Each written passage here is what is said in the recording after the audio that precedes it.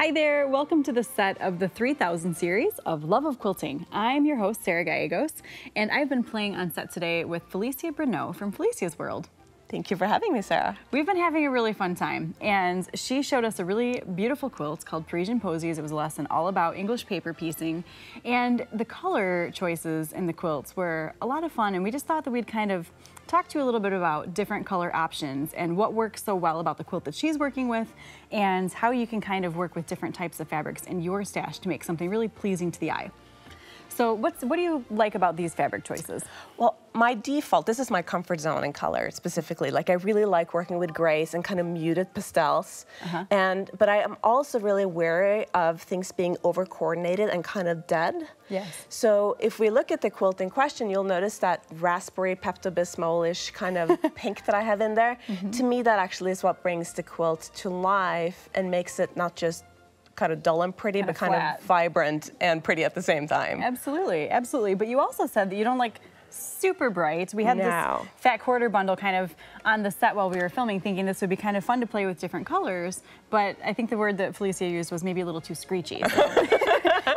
But she likes bright, so there are ways of incorporating those brights and making it feel a little bit more toned down. Yeah, so I had the fortune a couple of years ago to have Kathy Dowdy of Material Obsessions in Sydney, Australia, visit me, and she was kind of camping out at my house for a couple of days because she was teaching classes.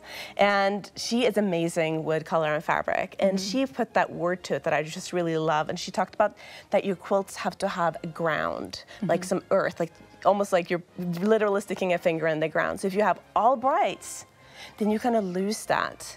And so we've been kind of playing a little bit with colors and this beautiful stash of colors we have here, and picked some different color families that we want to kind of play with. Yes, yes. So and just in that keeping the ground to it. So I've pulled kind of my go-to color. I love orange and blue together. It's my favorite complementary set. So tones of that, and then adding some gray into it just to kind of settle it down a little bit so you don't end up with something quite so bright and vibrant. You know, and if you love bright and vibrant, that's great. But there are all types of quilters out there, and this is kind of a way to build depth and dimension into your quilts as well. Right. So Sarah, if you were going to expand this into making a hexagon quilt with numerous rosettes, would you add anything to this? I think so. I think maybe some yellows or some greens.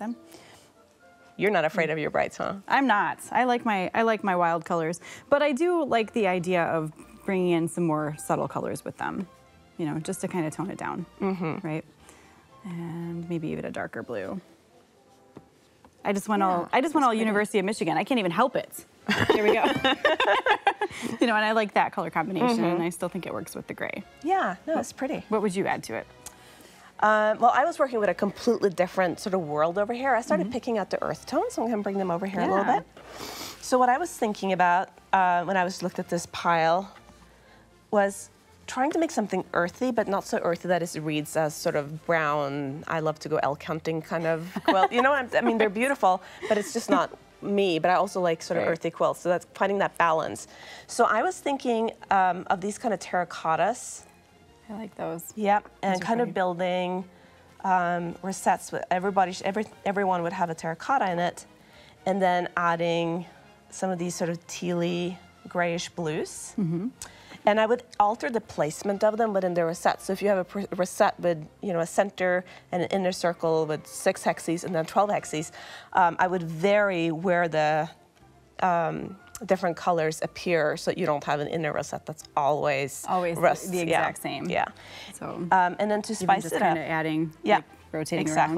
Yep. And then to add it up, I would certainly make sure I had some close to black in there to add some contrasts that I think adds richness to the quilt. And then I was looking at this plum. I thought that would be like a very nice touch. It kind of makes it richer. Yep. And also maybe a little bit of green, not too much, because I don't want to make a pine forest kind of quilt when I think about this. And then these more pinkish kind of rusts. In reality, if I was at home picking colors, I would also be pulling from my scrap stash. Right, right. Any of your very favorite fabrics we were talking about too. You mentioned a couple of things about this. One was about pulling out your gems, right? So your very favorite fabrics that maybe you kind of... The ones you're hoarding that you can't afford to use. You know, they're out of production, you can't get them again, and you just want to make sure it's perfect. Right. So I want to say to everybody who has that stash is that use it, because there will always be more beautiful fabric. That's right. And at some point, if you hoard it long enough, it's just old. So you should use it. You should use it at some point, even if you just throw a little bit of it into it each project just to add your little signature. Yeah. And then the other comment that you made, you know, pulling out just a little bit of the plum or the green, you talked about having like some really main focal colors, but then how by adding in just a little touch of a few extra colors, like a secondary set of flavors, so to speak, really kind of builds that depth of feeling. And yeah, I think so. I think so.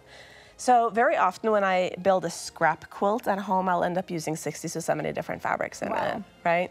So we're not even close here, but this could be a really good sort of start, I think. Yes. So you must have quite an incredible stash and scrap stash. Yes. Neat. So I really love what you've created here. Thank you. And yeah, and whether you're the quilter that likes more toned down, earthier tones, or if you like the vibrance, there's fabric out there for you. And again, don't be afraid just to kind of combine the two tones. Hang out with a friend, talk to a friend about colors. It's a great way to kind of branch out and find new combinations that you love. Ask in your local quilt shop. They love to help you with fabric combinations as well, right? And don't be afraid of going with your gut instinct. Right. Very important. So thank you so much for hanging out with us today and sharing a little extra inspiration. Thank you so much, Sarah. Nice job.